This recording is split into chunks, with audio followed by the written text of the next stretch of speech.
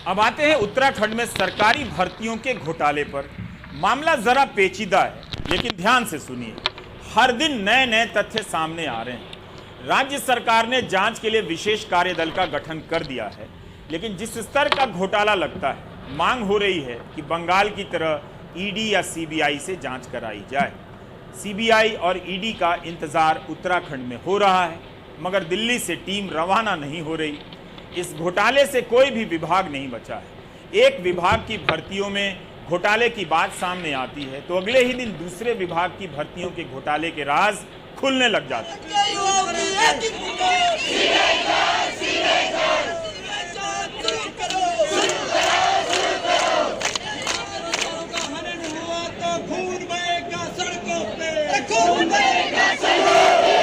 राज्य में आए दिन तमाम युवा संगठन इस घोटाले को लेकर प्रदर्शन कर रहे हैं। 15 जून को राज्य विधानसभा में कांग्रेस विधायक भुवन कापड़ी ने यह मुद्दा उठाया।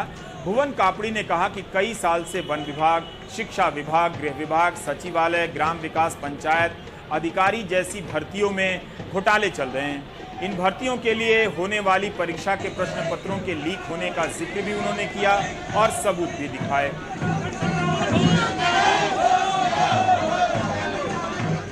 2016-17 में वीडियो का एग्ज़ाम रद्द हुआ, जो कि अधीनस्थ सेवा चयन आयोग के द्वारा कराया गया।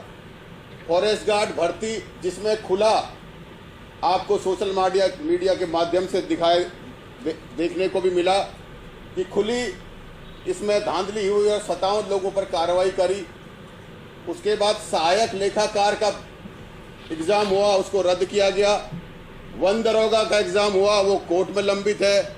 यूपीसीएल का अभी एग्ज़ाम हुआ, उसको रद्द करना पड़ा। वीडीओ वीपीडीओ का एग्ज़ाम हुआ, उसमें सारे लोग कोर्ट गए हुए हैं। मैं आपसे ये कहना चाहता हूँ कि इस उत्तराखंड के युवाओं को आपके संरक्षण की आवश्यकता है। उसके बाद से राज्य के अखबारों में इस घोटाले को लेकर अनेक खबरें छप चुकी हैं। सोशल मीडिया में भी यह मुद्दा छाया हुआ है। राज्य के बेरोजगार युवा संगठन इस मामले में मुख्यमंत्री पुष्कर सिंह धामी से मिले और उन्हें पेपर लीक होने के सबूत दिखाए, नतीजों में गड़बड़ियों के सबूत दिखाए। तब जाकर उन्होंने एसटीएफ से जांच के आदेश दिए। शुरुआती जांच में पता चला कि जो उम्मीदवार इंटरमीडिएट की परीक्षा में सिर्फ 33 अंक लेकर आया है, वही 40 दिन बाद हुई ग्रेजुएट स्तर की परीक्षा में सर्वाधिक 92 अंक लाया है। इससे शक गहराया, उसका पिछला रिकॉर्ड खंगाला गया तो शक पुख्ता होता चला गया। यही नहीं, आयोग की जनरल मेरिट जो पिछले कई सालों से 80 नंबर के आसपास आती रही, उसमें इस बार 100 उम्मीदवार 80 से 90 के बीच अंक ले आए। इस मामले की जांच में बीजेपी की एक जिला पंचायत के सदस्य हाकम सिंह को गिरफ्तार किया गया तो मामले की कई कड़ियां खुलने लगी। हाकम सिंह के जरिए एक ऐसे नेटवर्क का पता चलता है जिसके सहारे नेता, अफसर और दलाल मिलकर सरकारी भर्तियों में घोटाला कर रहे थे। इसी हाकम सिंह का नाम 2019 में फॉरेस्ट गार्ड के इम्तिहान में ब्लूटूथ से नकल के मामले में भी आया था। ताज़ा मामलों में अब तक 30 लोग गिरफ्तार हो चुके हैं, 9 सरकारी कर्मचारी हैं। इनमें से कुछ कर्मचारियों ने जांच में माना कि वो खुद भी पिछले कुछ वर्षों में ऐसे ही परीक्षा घोटालों का फायदा लेकर नौकरी पर लगे हैं और फिर इस गिरोह से जुड़ गए। ऐसे में UKSSC की छवि का आलम यह है कि लोगों ने अब इस संस्था को उत्तराखंड सगे संबंधी सिलेक्शन कमीशन कहना शुरू कर दिया है। क्या? सगे संबंधी सिलेक्शन कमीशन। 2016 में उत्तराखंड अधीनस्थ सेवा चयन आयोग की भर्ती से घोटाला खुलकर सामने आता है। तब ग्राम विकास अधिकारी, ग्राम पंचायत अधिकारी की भर्ती की जो परीक्षाएं कराई गई, उसमें 2-2 बार जांच हुई, गड़बड़ी पाई गई, लेकिन कार्रवाई क्यों नहीं हुई? यह तो और भी गंभीर मसला है कि कांग्रेस की सरकार के दौर में घोटाला हुआ और बीजेपी की सरकार में कार्रवाई नहीं हुई। क्या इसलिए नहीं हुई कि इस रास्ते बीजेपी के राज में भी घोटाले को जारी रखना था? बीजेपी सरकार ने कांग्रेस सरकार के दौर के उस घोटाले को सार्वजनिक क्यों नहीं किया? हालत यह है कि अधीनस्थ सेवा चयन आयोग के पिछले अध्यक्ष SK राजू ने इस्तीफा देते हुए कह दिया कि पेपर लीक होना तो एक सामान्य प्रक्रिया है। कल तो होता रहेगा, वो माफिया तो पूरा भारत में है। यूपी वगैरह में तो पता नहीं 11 बार एग्जाम कैंसिल हो गया है इस तरह का, जो लीक होने की वजह से। प्रेस से भी कहीं लीक हुआ है। लीक होना तो सामान्य बात है, लेकिन फिर भी बच्चे परेशान हैं। अधीनस्थ सेवा चयन आयोग की ताजा भर्ती घोटाले की अब सीबीआई जांच की मांग हो रही है, क्योंकि मामले के तार उत्तराखंड से लेकर उत्तर प्रदेश तक फैले हुए हैं। ऐसा ही आरोप 2020 में बीजेपी की सरकार में सहकारिता विभाग पर भी लगा। कांग्रेस के वरिष्ठ नेता गणेश गोदियाल ने आरोप लगाया कि सहकारिता मंत्री धन सिंह रावत ने यूके ट्रिपल एससी के बजाय सैकड़ों पदों पर भर्ती का काम एक निजी एजेंसी को दे दिया। उनके मुताबिक मई जून में भर्ती इम्तिहान हुए उत्तराखंड से दूर नोएडा में, और वो भी ऐसे समय में जब कोविड का गंभीर दौर था। आने जाने पर तमाम पाबंदियां थी। उन भर्तियों पर यूके ट्रिपल एससी के तत्कालीन अध्यक्ष एस राजू ने भी संदेह जताया और कहा कि मेरे कहने के बावजूद एफआईआर दायर नहीं हुई। वैसे एस राजू के दौर में हुई कई परीक्षाएं संदेह के घेरे में।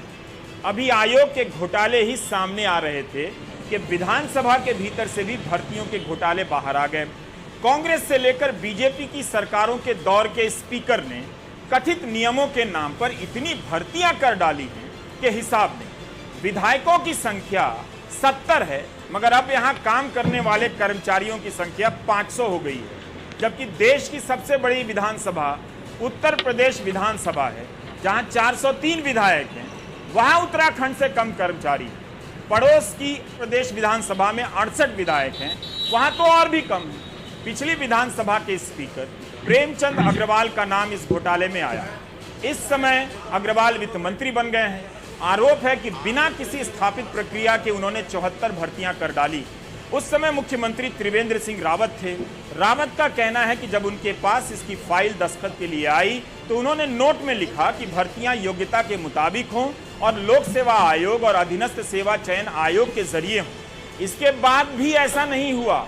तब तो वित्त विभाग ने भी यह कहकर मना कर दिया कि नई भर्तियों के लिए बजट नहीं है।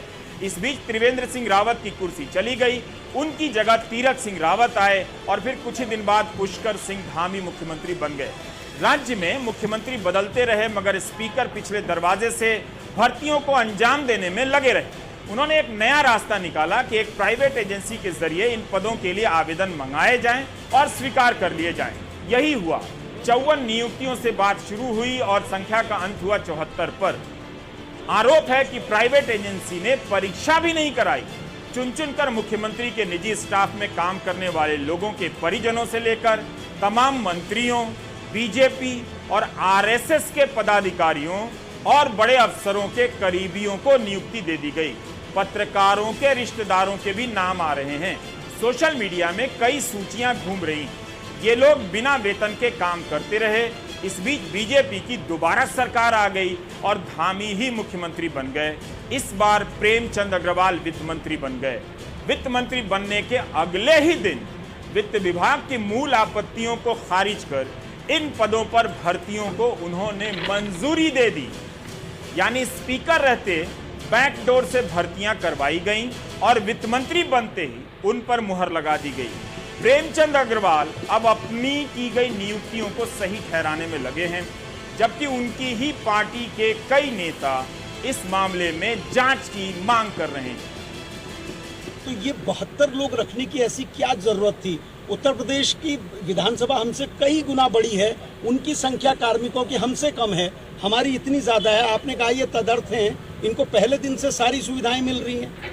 आपको फिर मैं कह रहा हूं कि आवश्यकता अनुसार जब भी आवश्यकता होती है विधानसभा अध्यक्ष उस आधार पे उनकी मैन पावर को रखने का उसको अधिकार रखते हैं। सर, ये 72 लोगों के लिए जैसे आपने 35 लोगों की विज्ञप्ति निकाली, उनके लिए विज्ञप्ति निकाली थी या फिर इनको कैसे भर्ती? टेम्परेरी अरेंजमेंट है, मैंने कहा ना आपको। कोई विज्ञप्ति नहीं, इसमें विज्ञप्ति लगाने का कोई मतलब नहीं है। टेम्परेरी अरेंजमेंट है। टेम्परेरी अरेंजमेंट वालों को टाइप 2, टाइप 3, टाइप 4 के मकान भी दे दिए गए। नहीं, वो मुझे जानकारी नहीं है। अच्छा सर, उसमें ये भी कहा जा रहा है कि आपके पीआरओ और आपके भी कई करीबी लोगों के संबंधी। अरे भाई मैंने ये नहीं कहा कि कोई नहीं है ना, लेकिन सब नियमानुसार हुआ है। ये फाइल तो ये काफी दिन से चल रही थी और मैंने उसमें अंत में एक नोट लिखा था कि जो भी भर्तियां करनी है उनको पूर्ण पारदर्शिता के साथ और आयोग से कराई जाए। फिर मार्च के महीने में मैं हट गया। उसके बाद क्या हुआ उसकी जानकारी मुझे नहीं है। ये अभी अभी जब समाचार पत्रों के माध्यम से मुझे जानकारी मिली कि विधानसभा में भर्तियां हुई हैं और तथाकथित रूप से उसमें अपनों को नौकरियां दी गई हैं, ये मुझे समाचार पत्रों के माध्यम से ज्ञात हुआ। गनीमत है कि ये घोटाला बिहार में नहीं हुआ, वरना जांच से पहले तेजस्वी यादव जेल में डाल दिए जाते। उत्तराखंड के वित्त मंत्री प्रेमचंद अग्रवाल ने स्पीकर रहते हुए जिस रास्ते से कथित रूप से भर्ती घोटाले को अंजाम दिया, उसी रास्ते से हरीश रावत की सरकार के वक्त विधानसभा स्पीकर रहे गोविंद सिंह कुंजवाल ने भी काम किया है। जबकि प्रेमचंद अग्रवाल को पिछली भर्तियों को लेकर कार्रवाई करनी चाहिए थी, लेकिन नहीं की।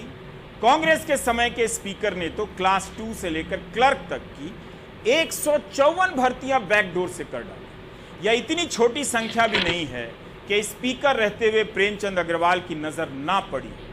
कांग्रेस के स्पीकर ने तो बेटे और बहू समेत कुंजवाल कुल के 8 सदस्यों को नौकरी दे दी। बेटे और बहू को क्लास 2 का अफसर बनाया। कुंजवाल ने पहले कहा कि वे इस योग्य थे कि उन्हें क्लास 2 अफसर बनाया जाए, और उन्होंने अपने उसी विशेषाधिकार का इस्तेमाल किया जिसका इस्तेमाल उनके पूर्ववर्ती स्पीकर करते रहे। स्थानीय अखबारों के मुताबिक अब वो कह रहे हैं कि इस मामले में वो माफ़ी मांगने के लिए तैयार हैं और इस मामले में अपने बच्चों को नौकरी देना नैतिक तौर पर गलत फैसला था। मेरे ऊपर एक आरोप ये लगा दिया गया, कल ये लगाया कि आपने अपने लड़के और अपनी बहू को लगाया है। तो मैं बताता हूँ, इस प्रदेश के मुख्यमंत्री ने भी अपने बहू और लड़की को लगाया है। ये प्रारंभ से परिपाटी चली है। मुख्यमंत्री के सिफारिश पर लोग लगे हैं, उनके रिश्तेदार लगे हैं। तो मेरा साफ ये कहना है, मैंने 158 नियुक्तियाँ करी हैं। उसमें मैंने अपने जनपद, अपने क्षेत्र से लेकर के प्रदेश के, मतलब ऐसा क्षेत्र कोई नहीं होगा जहाँ की नियुक्तियाँ मैंने नहीं करी हों। और बहुत से नेताओं की सिफारिश पर भी मैंने नियुक्तियाँ करी हैं। और मैं दावे के साथ कह सकता हूँ, पूर्व मुख्यमंत्री की सिफारिश पर भी काम हुआ होगा, लगे होंगे एक आध। कुछ अधिकारियों की सिफारिश पर भी मैंने लगाए हैं। इतने साल से नौकरी का मुद्दा राजनीति के केंद्र में है, फिर भी इसकी पारदर्शी व्यवस्था नहीं बन पाई। रोजगार के क्षेत्र में युवाओं की हिस्सेदारी घटती जा रही है। ऐसा लगता है कि मान लिया गया है कि हमारे युवा व्हाट्सएप यूनिवर्सिटी के फॉरवर्ड मैसेज के आगे सोचना बंद कर चुके हैं। उन्हें जैसा कहा जाएगा वैसा ही करेंगे। लेकिन आप दर्शक वैसा कभी मत कीजिए। ब्रेक ले लीजिए।